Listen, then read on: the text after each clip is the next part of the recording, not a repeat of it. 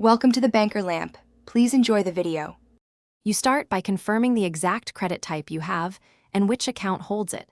This matters because trial credits and promotional credits behave differently. Once done, open Google Cloud or Payments Center and go straight to billing credits to claim or view the amount and expiry. Make sure to note any product restrictions, like credits limited to compute or AI services, and record the dollar amount and expiration date so you can plan usage before they lapse. Next, link the credits to the appropriate billing account and associate that billing account with the projects you intend to run. This ensures consumption draws from the credited balance.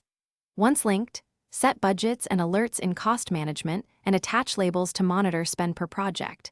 This prevents surprises. Also, enable necessary APIs and check quotas before launching workloads so resource limits don't force unexpected charges. If you plan heavy use, reserve budgets, and finally, run workloads and continuously monitor billing reports and daily cost tables to watch credit drawdown, pause or shift jobs if consumption spikes.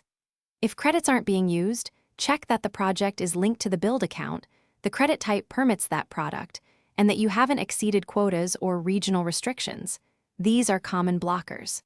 If problems persist, collect billing logs, timestamps, and screenshots. Then contact Google support so they can trace application of credits and resolve misapplied charges quickly.